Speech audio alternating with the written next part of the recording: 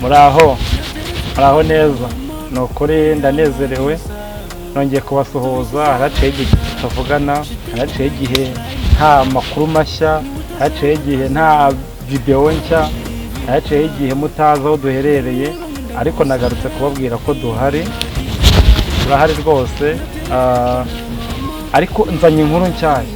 Murabona ko haciyeho igihe mubonye video twagiye dukora, tukaba dufite gahunda y'uko turi kubagezaho mu buryo bwo kwiga gutwara, mukabona ko twagiye dukora ibikorwa bigiye bitandukanye. Ariko aka kanya twakoze noneho turi gukora filime iryoshye, nziza, iryoheye amaso, ifite message, ifite ubutumwa.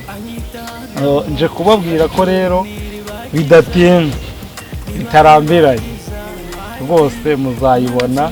Kandi murabona ko uku kwezi ko kwarangiye, kuriya kugiye gutangira muzayibona neza cyane.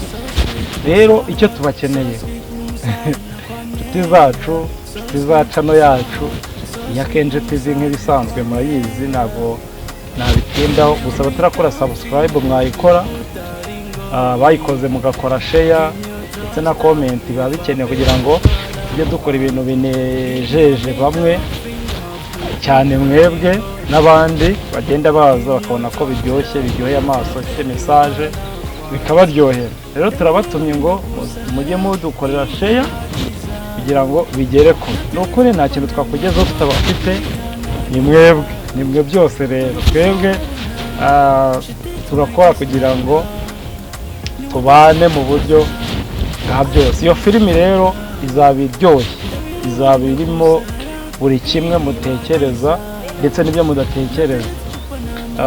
Nizeye ko muzayikunda, rero ntimuzacikwe. Gusa iyo support yanyu irakenewe. Rero video zacu nakagaruka, nino video mukomeze muyisakaze kugira ngo mu kwezi kwa 10 ubwo video izaba igeze hanze muzayibone kandi muzayibonera igihe. Rero bye bye.